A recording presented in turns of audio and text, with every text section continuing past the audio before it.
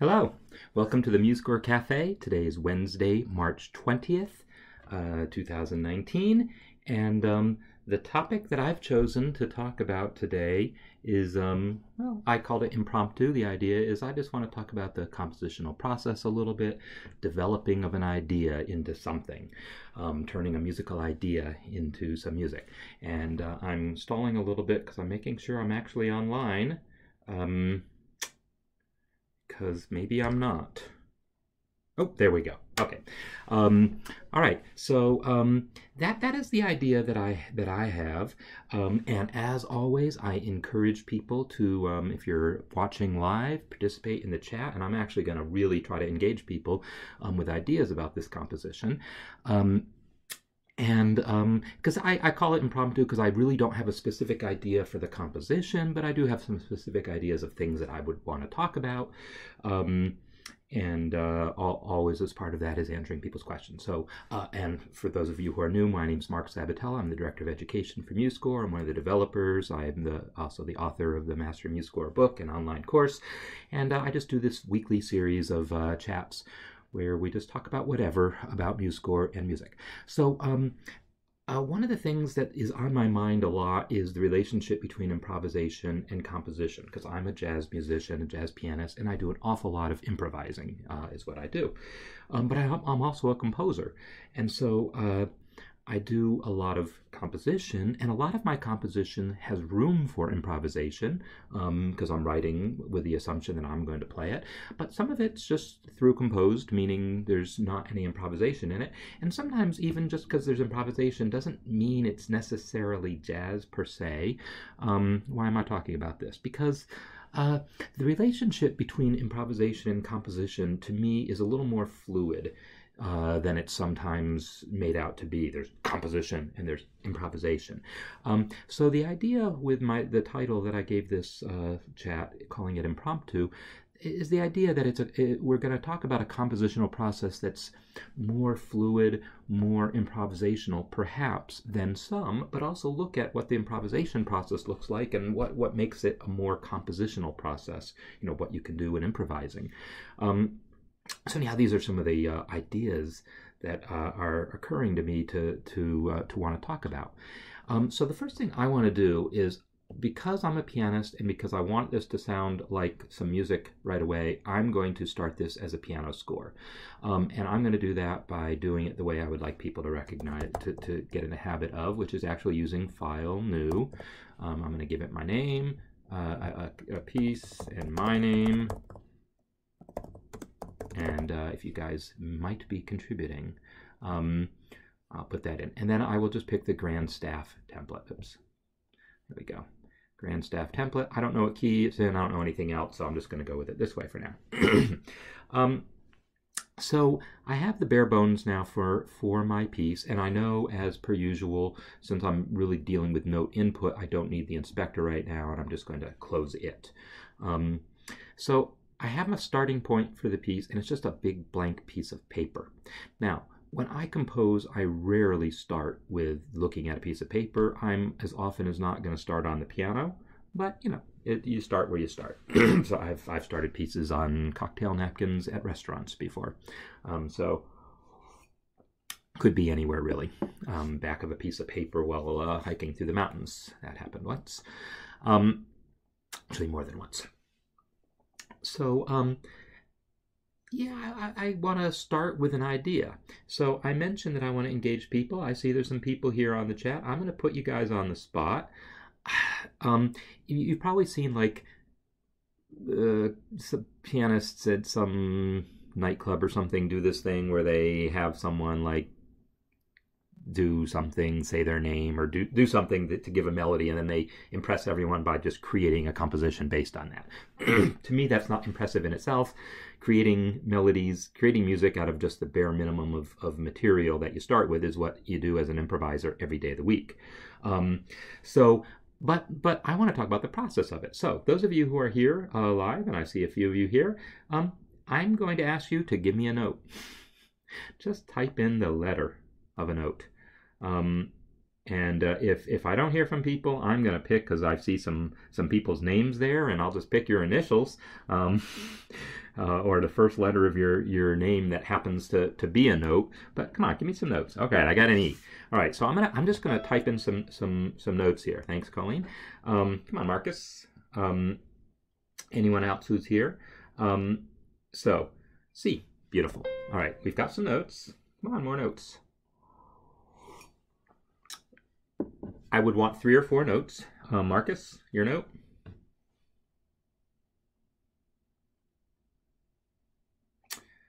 All right.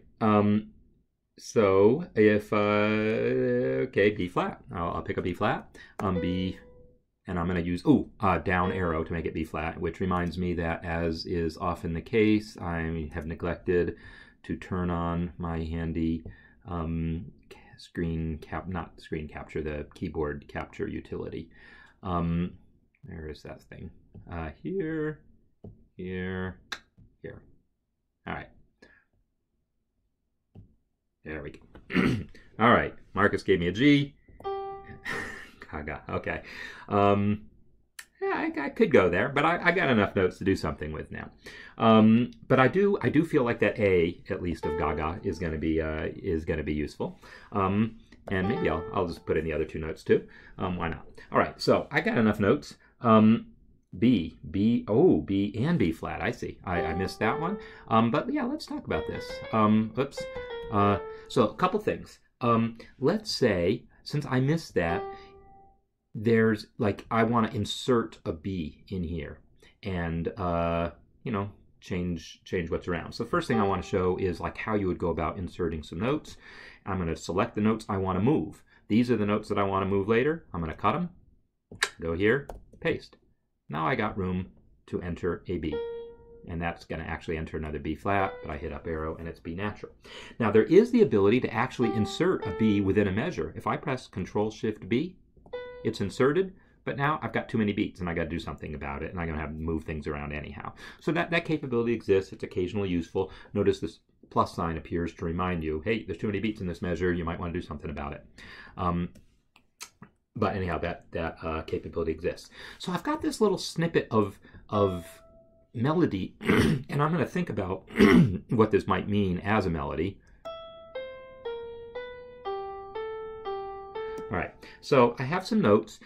One of the things I think about as a composer is when you first learn about 12-tone composition, Arnold Schoenberg and the whole serial composition thing, where you take the notes of the chromatic scale arranged in a particular order and use that as a basis for a piece. There's all sorts of different things that you do to learn how to do that effectively. But one of them is that just because you have a series of 12 notes, that doesn't mean you have to play them all in a row. They could be used to harmonize with each other. Can we flat the last A? Sure, why not? There we go. Okay, so I'm looking at this and thinking, well, does this have to be just a melody, or could some of it be used as harmony? Because, I'm kind of making this up as I go along, but one of my points is that if you want to really, as an improviser first, I like to start with a really, really, really simple idea. 2 notes, 3 notes, 4 notes, and see what I can make happen from that. So, for instance, I might do something like this. Let me come over here and just do a version of it and go,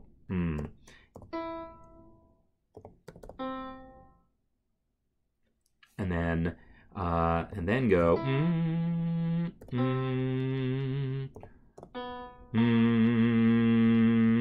And so I've taken that little bum bum, and then I've repeated it, bum bum bum, with a slight different ending on it. And now I look at this relationship from B to G and see, wow, there's like a similar idea. And here I want the courtesy natural, because here, yes, this is already a B natural, but because I just had a B flat, I kind of want to see the natural sign there, so I'm going to enter it here.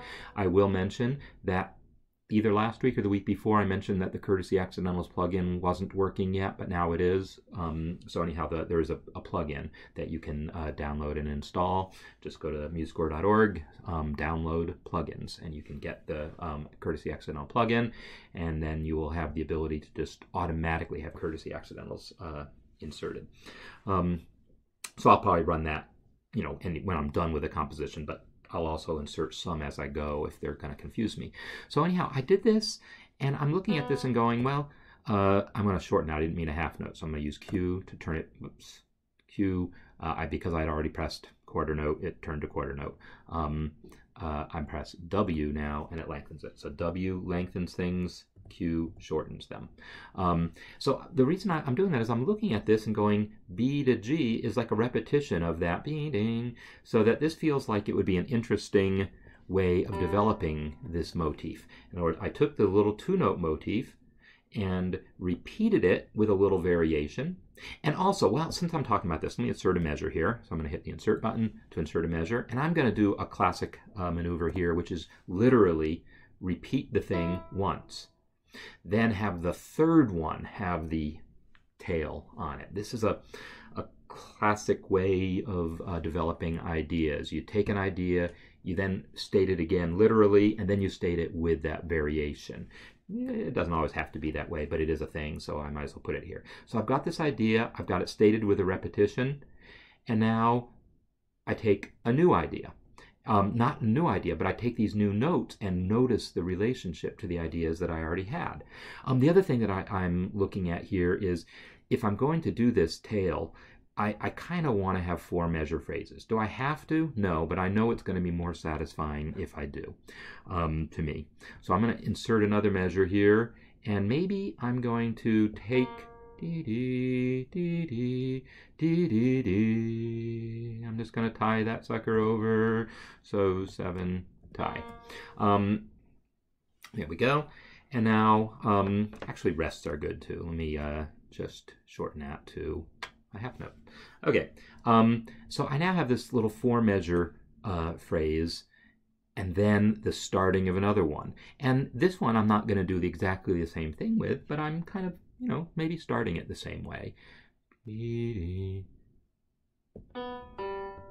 then maybe I'll go, I'm just going to come up with a little bit of, I'm going to repeat a little bit of that. Boo, doo, doo,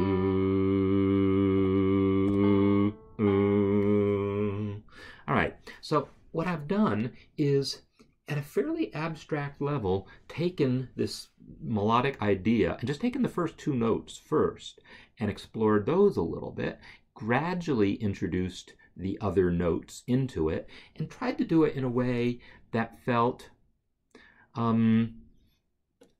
like I was developing this idea. In other words, this descending major third motif. I want to really get some mileage out of it. So I've got that motif, I've repeated it with some variation, and now I've come at it with this transposition, and then I came at another version of it here. And maybe maybe I want to repeat this version literally also. At this point though, I want to not be so abstract about it. I want to hear the thing. Again, I would probably be working this out on the piano most of the time, but it is what it is.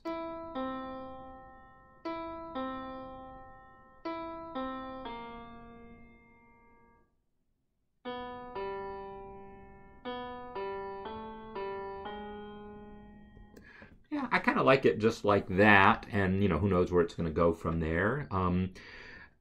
Because I want to not just talk about developing this melody, but I want to talk about, well, the harmonization that's going to go with it. I created this score with no key signature. I just took the default C major and the default 4/4. This, in some ways, is a mistake. I don't think by starting with a key and starting with the time signature most of the time. But the fact that we've introduced some accidentals is already suggesting that maybe this piece isn't in the key of C. Maybe it's in some other key. But this very first descending motif really does kind of suggest the key of C to me. So I kind of feel like I'm just going to go with that. Now, this wouldn't be at all uncommon for me. I might start with a melodic idea, playing around on the piano, and then realize what key I'm in,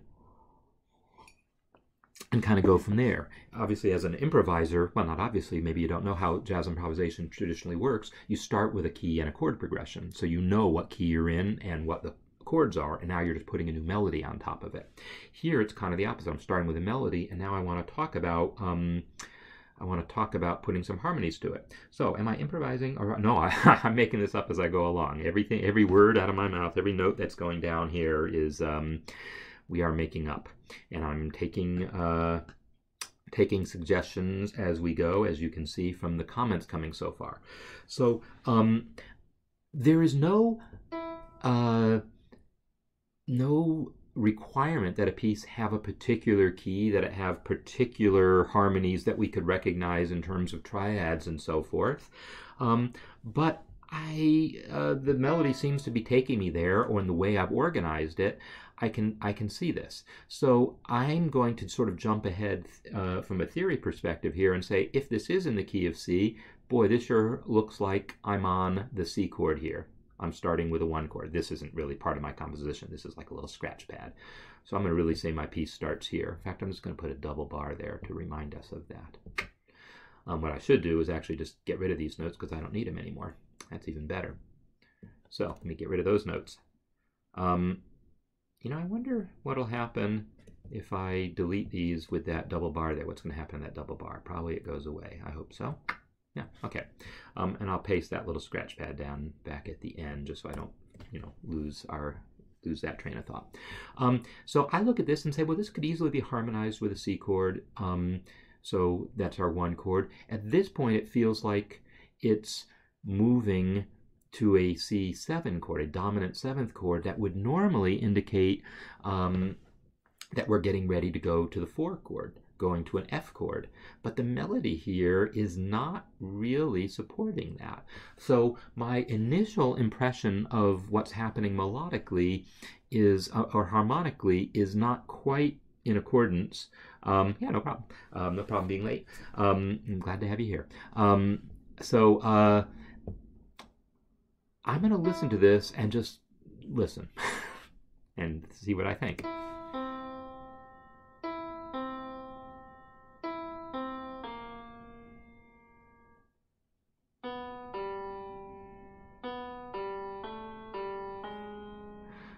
Okay, so I was listening to see if this transition here, if anything jumped out at me about it harmonically. And the answer is it didn't, actually. I'm just going to try something. I'm going to put a C in the left hand. Oops. I'm just going to put a whole note there. And I'll just repeat it. And then if I go to a G here, and then think about what might harmonize with that A flat. Now, this is a common thing that happens in a lot of tonal music, that a piece in the key of the major will borrow certain notes from the minor key. So in the key of C major, we don't have an A natural, an A flat, but in the key of C minor, we do. And the particular chords that go with that is the minor 4 chord. So a minor 4 chord here definitely is a very common chord that we see happen in tonal music. So I'm gonna listen to this just with these roots. I'm not saying I'm gonna like this, because this motion here from the dominant 7th 1 chord really should feel like it's leading to 4, and instead we're coming to a 5 here. But I do want to hear it.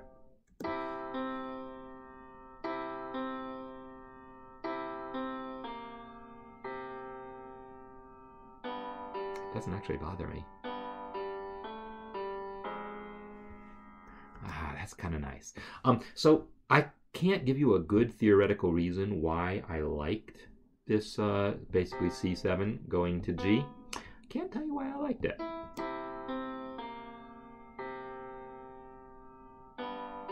So I think part of it is the jazz musician in me with blues as part of my language. I'm not unaccustomed to hearing a dominant 7th chord kind of as a tonic. And that's really what this reminds me of. This feels like blues at this point to me. In other words, I have 4 measures of a 1 chord, and then it changes to the 5 chord here. That's not normally how blues would begin. That might be like somewhere else. But this idea that I've got 4 measures of a 1 chord in which there's a dominant 7th 1 chord, that doesn't faze me. So I'm now taking this as having a somewhat bluesy element to it. The other thing, though, that occurs to me as I listen to it is I really didn't want to hear this literally repeat with the same harmony. I really wanted a different harmony. Now, the obvious change of harmony could be to go to the 6th chord here, because that melody is still going to work. I don't know that I will then love it coming back to the 1 chord, but let's listen.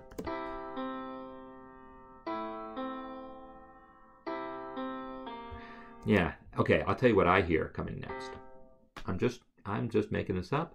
And this is what I'm doing. If I'm improvising, you can't go back and fix this, right? You just go on. But when you're composing, you get to take these ideas, spit them out, and then kind of analyze them and play with them. As soon as I did that, what it made me want to hear is I wanted to hear this go down to an F. So I'm using Shift-Alt down, which goes down diatonically. It's just a quick way of moving notes down a little bit. And if I do that, I've got a major 7th here, and this B flat, I'm not sure what I'm going to do with yet, but I kind of wanted to hear that F there.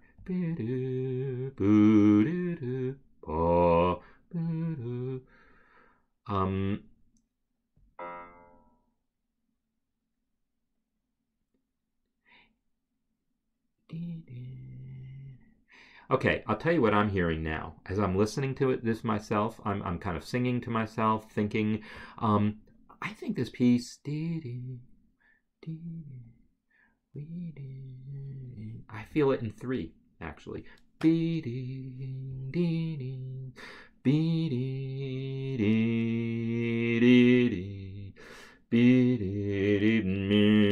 Something like that, and I'm trying to decide if that's really what I want to do.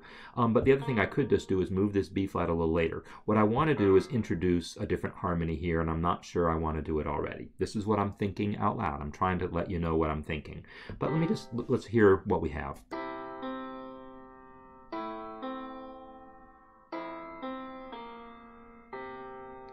Yeah, so if I put that F there, that B flat makes no sense to me. So I would have to refigure my melody, I think, a little bit, refigure the rhythms and so forth if I wanted this F there. And of course, I have that right. I'm not going to make that call, I think. And you guys can feel free to chime in with ideas too. And I can talk about how I might incorporate them. But let me go back to my...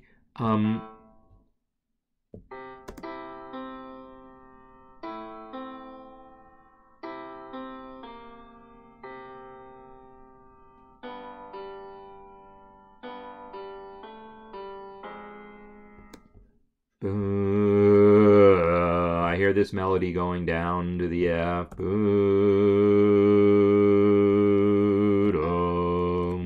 And then the other thing that I know, the best friend of this minor 4 chord is the flat 7 chord. In other words, a B flat dominant 7th chord.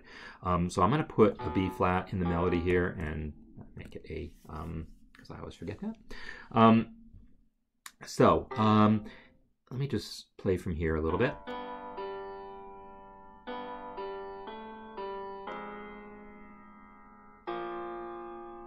All right, and then so this is just an open 5th. It's going to need a 3rd and a 7th and so forth. Put an A flat on the 2nd measure of the left hand. An A flat on the 2nd measure of the left hand in here. 2nd measure of the left hand and then G. I'm not sure if this is what you're talking about. Yeah, it would be. And that's a valid thing. So let's try it. Let's see what you're talking about, and then talk about it.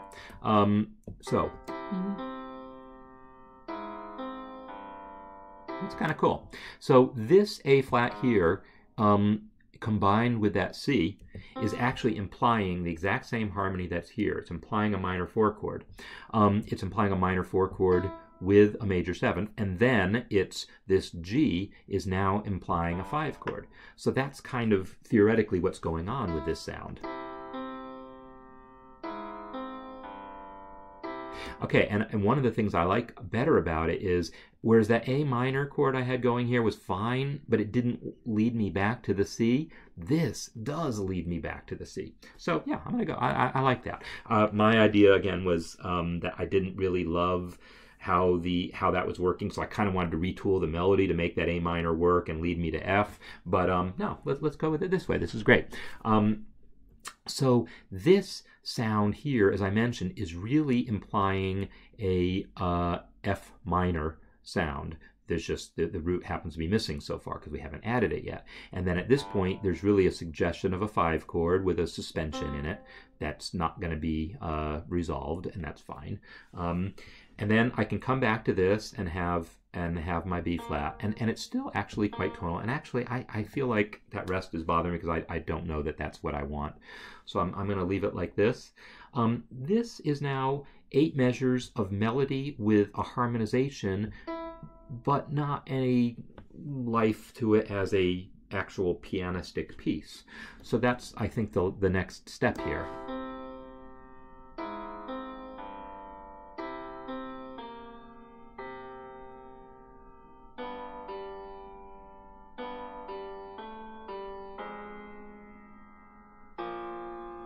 Okay, so I'm going to go with it this way. Again, there's all sorts of things we could do, but rather than like really obsess about them, I just want to develop this as it is.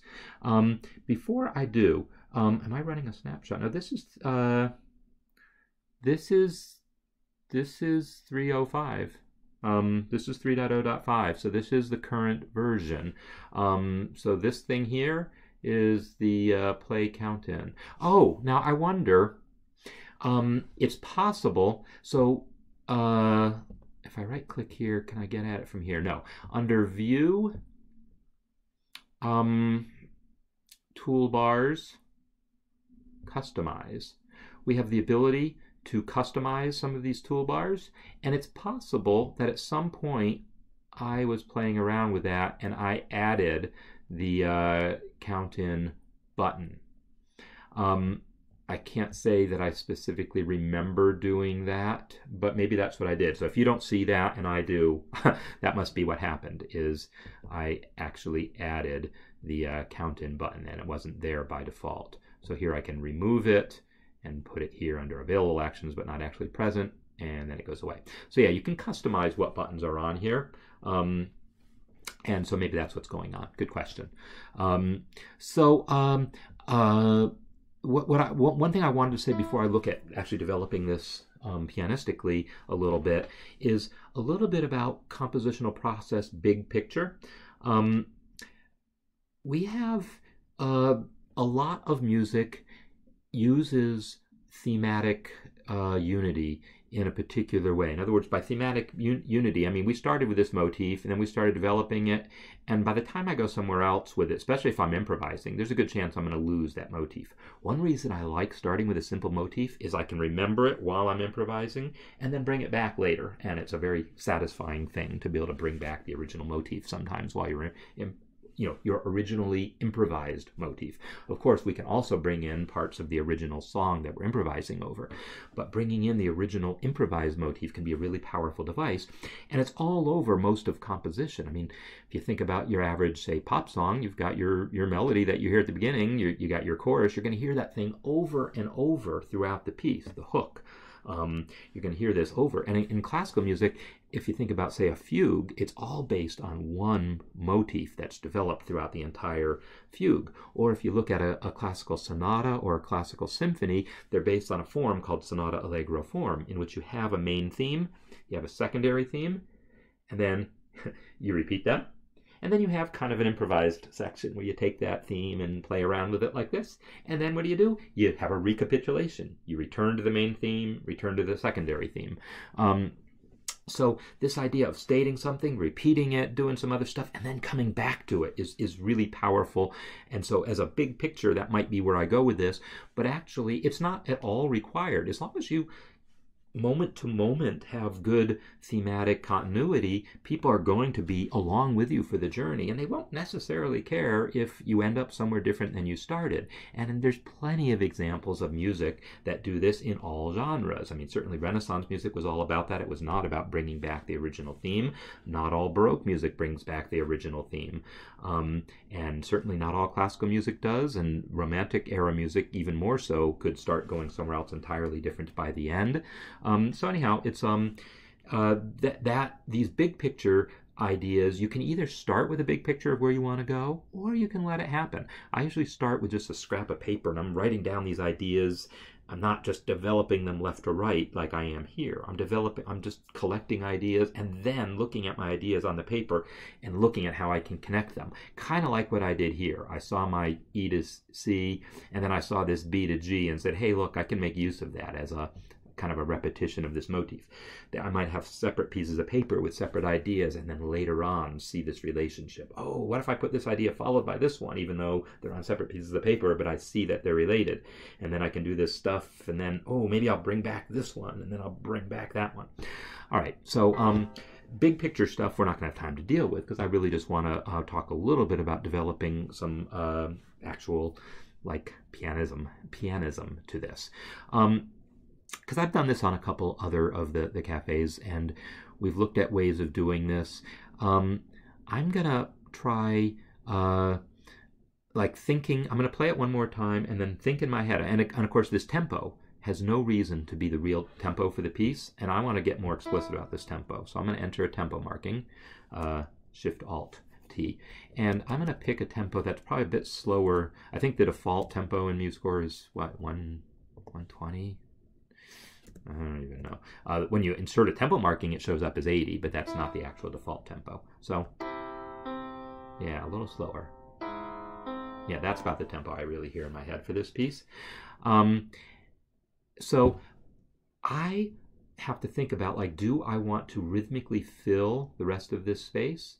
And I see that this measure is going to do it anyhow. Obviously, I'm going to do something, well, not obviously, but obviously to me, I'm going to do something to fill this space other than just repeat the bass note. So I just want to think about what this accompaniment might feel like, and I'm going to think about this as a pianist, because I am developing this for piano. If I was developing this for a string quartet or something, I might think about it differently. All right, I hear an answering phrase. So I hear, so what I hear is in another voice here, an answering phrase. So that means that this note is going to have to move to voice 2 to make room. And so I just pressed the voice 2 button. That moved it there. Then,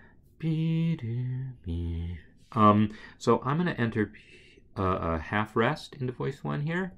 And then my answering phrase, which I hear as, I think, G,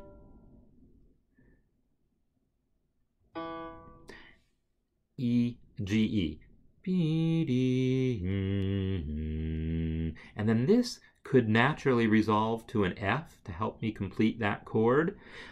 I'm going to do that because theory tells me it does. I don't know that I heard that, but my brain told me that. And sometimes my brain is right. Sometimes my ear is right. So I'm going to go with that as a whole note because I see that that F will also be nice with that G because that'll complete, oops, I need to move this business to voice 2 also. So let me just select both of those notes. So if you select notes and press a voice button, that will move them unless they're triplets or tied. It won't do it in that case, and so you'll have to, there's also tools, voices, exchange voice 1 and 2, which does work with triplets and ties, but it only works for complete measures. But I'll do that here. So I move those to voice 2, and now I can go to voice 1 and enter my whole note F. So I now have B. So listen to what it sounds like now.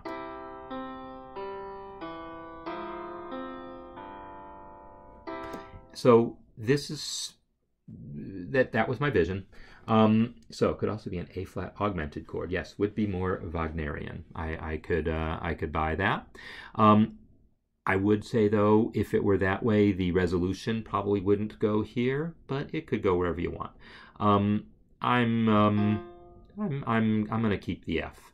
Well, one reason I want to keep the F is because I didn't really hear the F, but I wanted to go somewhere other than the E. I didn't really want the doubled note. I'm not opposed to doubled notes. I mean, if you're writing a triadic piece in 4 voices, for instance, as we do all the time in a music theory class, we're writing for SATB in 4 voices, but there's 3-note triads, something is doubled. But for the kind of textures that I'm creating here that are going to have these interesting chromaticisms, I don't know that I always want to have 4 voices, but if I don't want to have unnecessary doubled notes. So I'm gonna let this F be a different note, and that way this gets to be something different. But I am going to introduce, I think, another voice here on beat 4. So I'm going to make this, instead of a whole note, be a dotted half. And now I can consider, well, I'm still thinking, I've lost the A flat, and I could get my A flat back if I wanted, by putting it in this voice. I mean, I've lost the A flat because this voice has moved. Now that I've heard this chord sounding here as basically a G7 with a suspension of sorts in it that doesn't get resolved, I don't need to hear the 7th anymore. I can hear it go up to this A flat also, still borrowing that parallel minor key harmony. I'm just going to go ahead and move all these notes to voice 2 because I can see that I'm going to probably want that. And then this guy could come back to a G. So this now feels like something that fits my hands okay and is playable.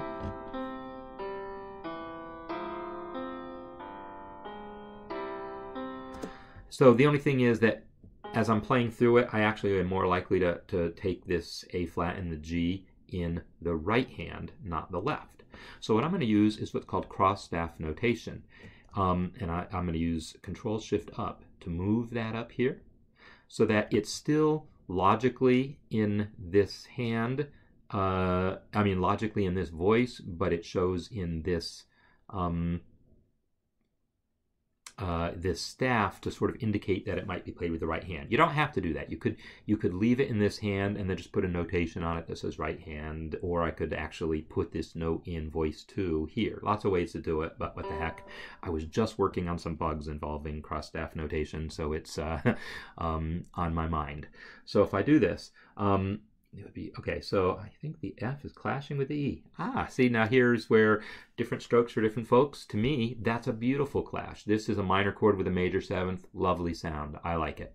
But it is very subjective. I mean, that sound is a sound that you would encounter a lot by the late 19th century. I can't point to a particular Wagner example of it, but certainly music of his contemporaries, that sound is not at all uncommon. So to me, it's like, this is my bread and butter. But to someone else, you would listen to it and go, you know what, that's dissonant, that's not the sound I want, and you put in your own sound. So I'm definitely taking suggestions on things and making, doing, things that people are suggesting, trying things out, but I'm also trying to put a little of, have some direction to it. So I would just say, for my taste, I have not a problem with that F. So if there was a C above the F, it would sound more consonant. Well, there is a C coming soon. And I'm thinking about whether pianistically, if there was a C, like middle C here, I'm about to hear, but I'm curious about a C higher. I really could hear like a C being added way up here. My hands can't do that. This is where, if I was writing this for an ensemble, I could bring in a flute and go and then have that C come in up there. But you do what you can when you're writing for piano. Yeah, you make the decisions you can. The one thing about what I've done here is that this note here, I know, you know, because we looked at it happen, is the continuation of this note, but it's not necessarily clear to the reader that that's what happened. He might be looking at this note going, gee, what beat did this note come in on? Is it come in after that dotted half note? Why is it stemmed down? One of the things you can do to clarify that is add a line between these two notes.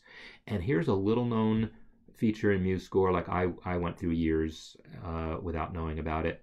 Add lines, note anchored line. Boom. So it adds a line directly between the notes. Unfortunately, it doesn't necessarily draw exactly the way I would want, but there we go. I usually, if you watch these, in fact, I'm going to not do that.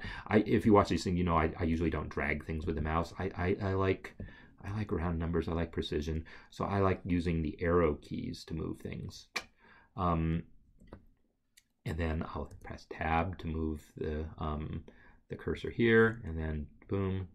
So this, I don't know, it's just a more predictable way of moving things in the mouse. I look at that, that's too far away, so now I'll use control arrow moves like in full space increments, or arrow by itself moves in half space increments. So 1, 2, 3, 4, 5, moved it exactly halfway down there.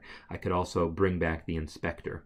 F8 brings back the inspector, and I could actually I think the inspector deals with the overall position but may or may not deal with each handle individually. So yeah, I think I'm better off doing it the way I did. So if I go back here, I also want to move it left. 1, 2, 3, 4, 5. Did that work? Is that too close? Because here, if that's too close, I would say, well, it doesn't have to be exactly half a space. I'm just funny that way. But no, I do actually like it that way. So now I've got a line connecting this, and you can see kind of what's going on.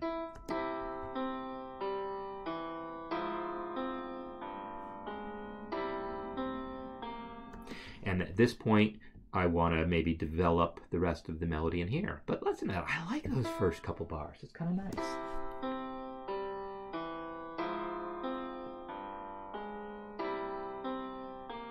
All right, this C is too short.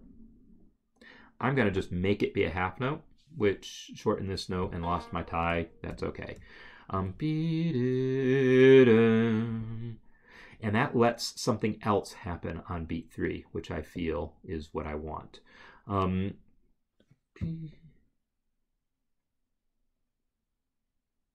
So I don't know exactly where I would go from here, but I don't really want to spend... I mean, I wanted to talk about the process, and I am talking about the process. And that's... I might just do a really quick run through of completing this in some way. So without stopping and overanalyzing everything, I'm now going to go back into the improviser's mindset of just put something down. This, by the way, was meant to bring me back to a 1 chord. So I'm going to let that go to E, let that guy go to a C, and call that the end of the piece. And then I'm going to really quickly fill in an inner voice. And I think I'm going to keep it just a 3-voice texture until I decide that that's not working for me.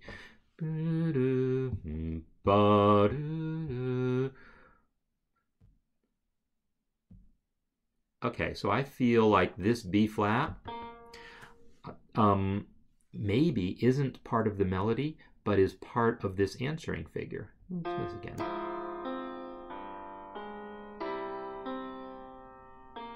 Yeah, okay, so I'll tell you what I'm going to do. I'm going to get rid of that. The note's going to be there, but instead it's going to be G, A, B flat. So the melody is still there. That B flat is still there, but it's actually part of this counter line. And now I should, for completeness, move this line back. I might stop doing this after a while and assume people are going to figure it out.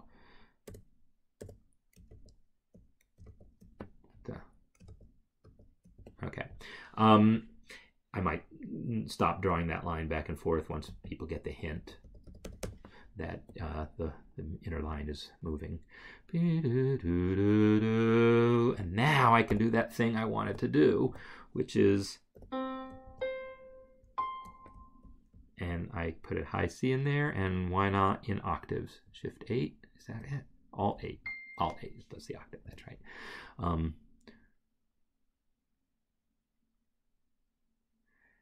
And then maybe I don't actually need another voice here.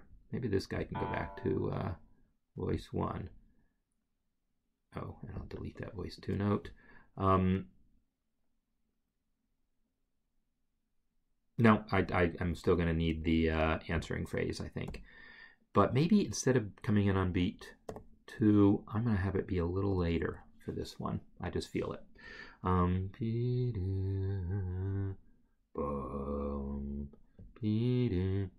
That's a D. I seldom click to enter notes, but that's where my head was at that particular moment. Boo, da, da. I'm hearing a melody and thinking about the harmonization. Buddha makes it a seventh, and I'm hearing a half note. Buddha, da.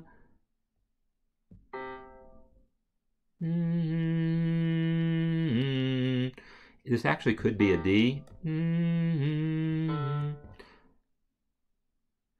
Let's hear what this sounds like. I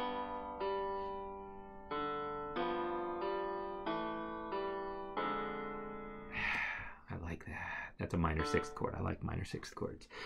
So yeah, so me. It's the relative of this minor major seventh chord. The minor sixth chord is relative.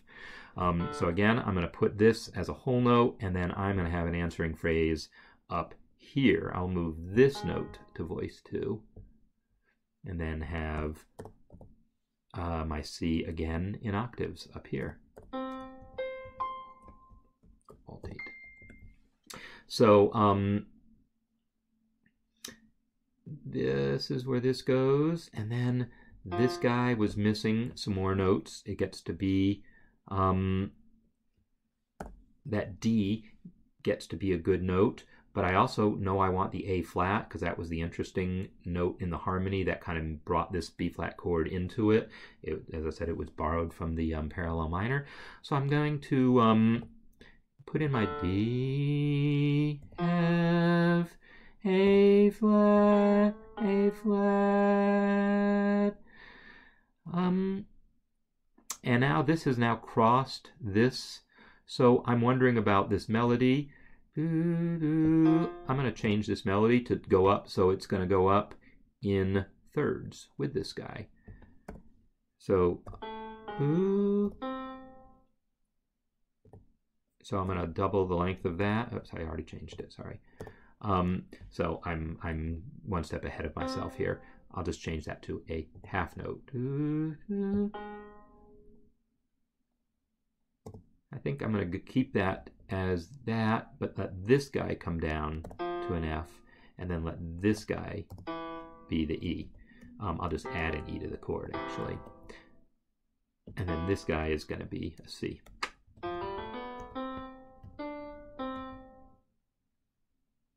And I'll tie that over. All right, so I said I wasn't going to like explain too much. I'm doing it, I'm talking through it, but I'm not second guessing myself a whole ton. I have a piece. It's a short piece, not a whole lot to it, but I feel like it's actually going to make some pretty decent sense. Let's hear it.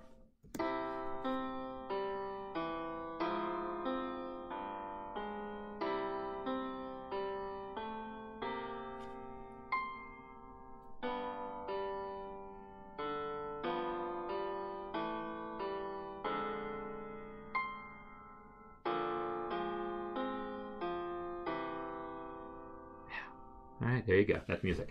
This little bit here, this is Gershwin, right?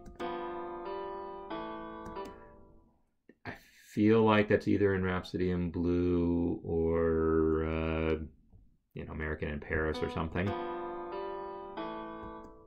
Some lick very much like that. Anyhow, that's a little bit of my process. I would often, if I was really writing for piano, do it at the piano, but it was easier for me to demonstrate here than to try to bring the computer over the piano and make all that happen. So anyhow, this is a little bit of what some of my process looks like, or what it could look like if I was deciding I wanted to do something like this. I'm going to save this guy because, boy, I didn't save it yet, and it's worth saving, right? Just save it here, impromptu. So there you go. That's a little bit of compositional process, a little bit about using MuseScore along the way. And yeah, I talked a little bit about harmony, a little bit about melodic development, a little bit about writing for piano, and you know, kind of is what it is. And we go on. So thanks, Colleen. I kind of like it too. It is kind of nice. I might see what I might do with this thing. There is this bluesy aspect of it, that coming to this dominant seventh here, but then going to the 5 chord here feels it's its own thing. You know, this is, I wrote it as an 8-bar piece plus the resolution, so it's 9 bars total. Not much of a piece, really. I would really, think about developing this further. It might end up being a couple minutes long by the time I really felt it was done. All I've done is taken an idea and played with it for a few seconds. I mean, it took me 45 minutes to develop this piece. And so at some level, I feel like, oh, well, gee, I've spent a long time on it. When you're improvising, if you spend 45 minutes improvising, you've got a 45-minute improvisation. When you're composing, I spent 45 minutes composing and I got, 30 seconds. No, not even 30 seconds. I got whatever, 20 seconds to show for it.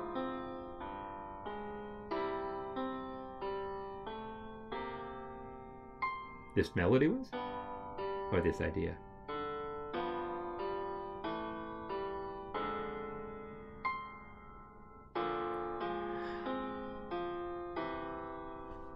Yeah, nice short little thing. It could be a little interlude for something, could be a little background music in a commercial or something, who knows what.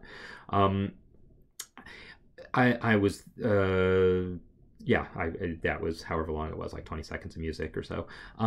This could have resolved directly there. I didn't really need this measure, and then this would have been an 8-bar phrase, which, is what it is. It's a nice thing. But, this expanded a little bit and let it resolve into the next phrase. If I was continuing writing, I would do it this way. If I was, well, actually, this makes a nice ending, too. So, there you go. The other plugin that is now working is tempo changes. So you can enter this tempo changes thing and tell it that you want to retard from 92. I think, let me get out of here. I think, I don't actually use this thing. I think you select the range and then say tempo changes. And again, you have to download and install the plugin first. And I want it to go from 92 to 60, say. And what it does is inserts a bunch of invisible tempo markings to slow down the tempo. So let's hear that.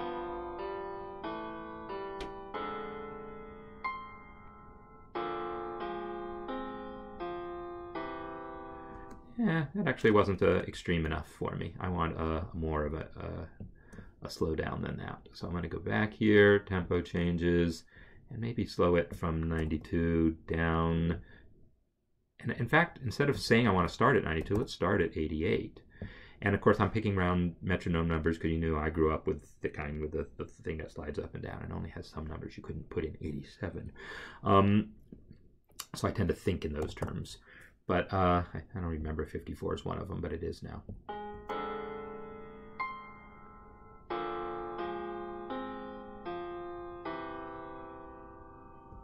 There you go. So this is a little bit of compositional process, and you end up with a little bit of music that you can maybe then do something with. If I was improvising, again, 45 minutes, I have a long piece. Composing, you have to be careful because you spend all this time composing and you only have a little bit of music to show for it. So you sometimes just have to really step back and take a break and think about the big picture, which is why I seldom compose straight out like this. I compose quickly on paper, with the piano, scribbling things down so that it doesn't take hours to create 3 minutes of music.